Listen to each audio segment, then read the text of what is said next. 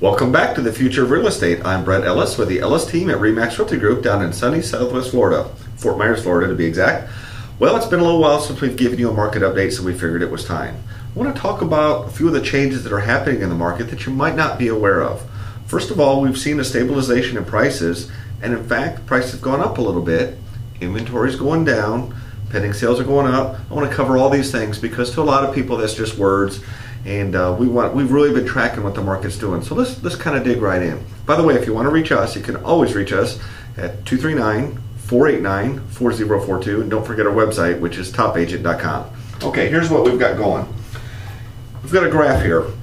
And in this graph, in the red, is sales prices. And we go back to January of 09. So we've got 09, 10, and the first few months of 2011. And then we've got the number of homes closed. Now, 09 was a record year in terms of sales. And so what's happening here, sales prices shot up about April of 2010, they peaked, and then they kind of went back a little bit, but now they're kind of on the upswing again. So we're going to keep tracking that. Now, some of the factors involving that is homes are also sold are also on the upsale, but we're in season right now, so we're going to track what happens after season. But some interesting things to look at here. Let's go to some of these other graphs. Now back in 2010, here's what the market looked like. We had 38% normal sales and 62% distressed. And by distressed we mean foreclosures and short sales. So in the short sales, anything where you're asking the lender to take less than what's actually owed. So 62%. Fast forward to February of 2011, we're looking at 42%. So we're seeing a modest increase in the number of traditional sales. People can afford to sell now because prices are going up and the market's stabilized a bit. Want to look at listing inventory. The blue is Lehigh, the green is Cape Coral, and the red is Fort Myers. Pretty stable, but the last several months you see a downward pattern. We've got less inventory. One of the reasons that's influencing that is the foreclosures have dropped off substantially.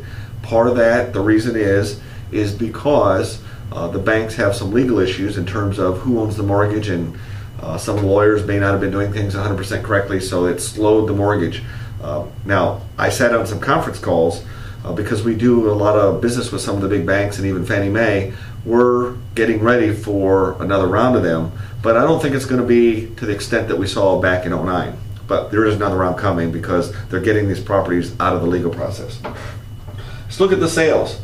The sales in single family and condo are both on the upswing again. So that's good news for our market. We like to see that.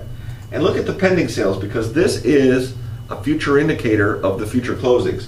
You'll see they're really starting to rise again, and they're getting pretty darn close to the all-time highs back in March or April of 2010. So what we're looking at is high demand. We've got a lot of demand from buyers, and we're seeing reducing inventory, and what we're starting to see is rising prices.